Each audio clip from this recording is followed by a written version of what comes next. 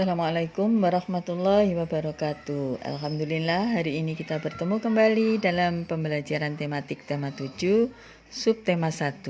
Materinya adalah materi PPKN yang menjelaskan tentang lambang sila keempat dan sila kelima Pancasila. Nah, anak-anak, ayo dimulai pembelajaran kali ini dengan bacaan basmalah. Bismillahirrahmanirrahim. Semoga anak-anak selalu siap dan semangat untuk belajar. Nah, anak-anak, pada pembelajaran yang lalu Ustazah sudah menjelaskan tentang lambang sila ketiga dari Pancasila. Nah, hari ini pelajarannya adalah tentang lambang sila keempat dan sila kelima Pancasila seperti yang ada di gambar ini, yaitu kepala banteng dan padi dan kapas.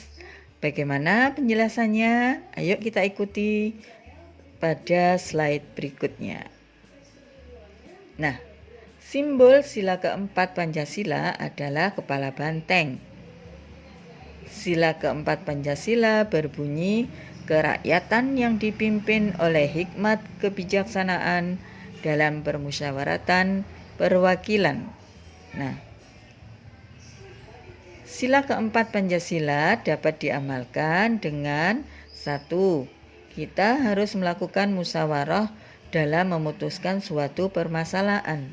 Misalnya dalam keluarga, kita bermusyawarah dalam menentukan acara liburan. Nah, caranya bagaimana? Kita tanya satu persatu. Misalnya, ayah, aku ingin berlibur.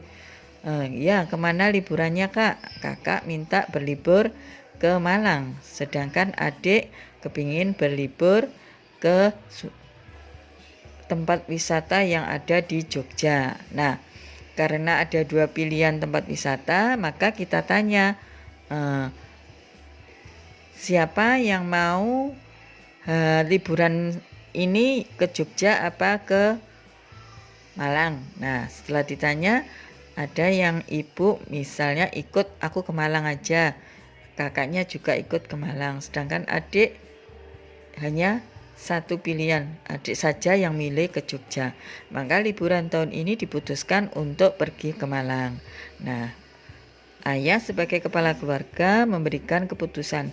Nah, karena yang memilih liburan ke Malang 2 orang, maka untuk liburan tahun ini kita pergi ke Malang. Untuk ke Jogjanya dilakukan pada liburan yang akan datang. Bagaimana, Dek?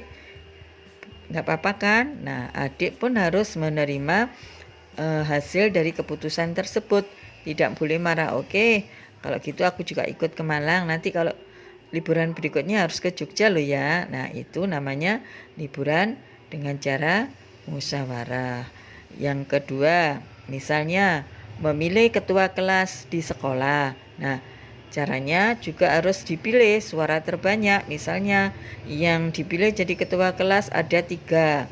Misalnya Roni, Rina, dan Rere. Nah, setelah dihitung yang memilih Roni 20 anak, yang memilih Rina 5 anak, yang memilih Rere 2 anak.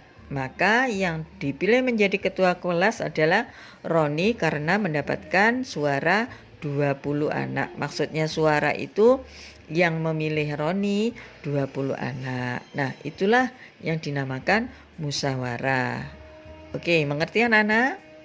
Sekarang kita lanjutkan pada simbol sila kelima Pancasila, yaitu padi dan kapas.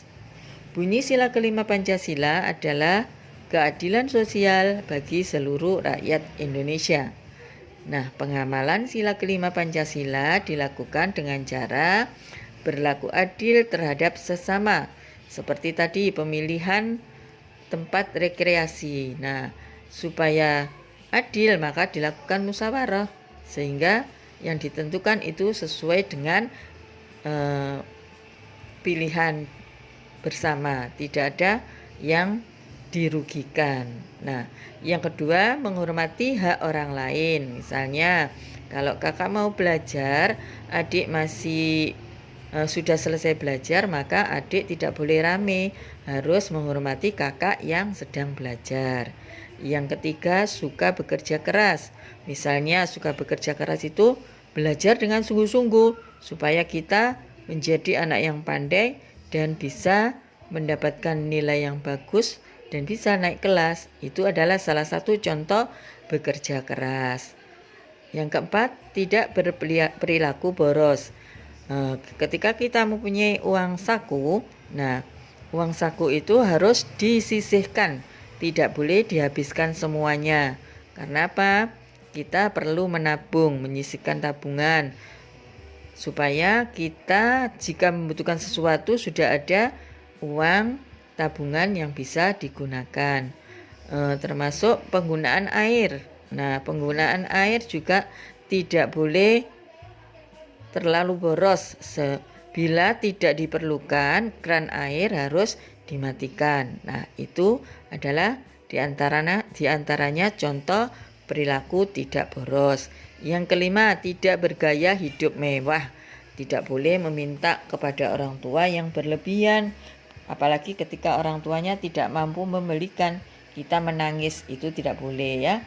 Harus menerima apa yang diberikan oleh orang tua. Yang keenam, suka berhemat, berarti suka menabung tadi. Nah, yang ketujuh, tidak melanggar peraturan umum. Jika ada peraturan, kita tidak boleh melanggarnya, karena melanggar peraturan berarti tidak mematuhi dari pengamalan sila Pancasila. Nah, anak-anak hebat, bagaimana penjelasan Ustazah hari ini? Semoga anak-anak bisa memahami dan mengerti. Ayo kita selalu menghormati sesama dengan saling menjaga kerukunan dan berbuat adil. Nah, anak-anak, kita akhiri pelajaran hari ini dengan membaca hamdalah alhamdulillahirabbil alamin. Ustazah akhiri pelajaran hari ini. Sampai ketemu pada pelajaran berikutnya. Wassalamualaikum warahmatullahi wabarakatuh.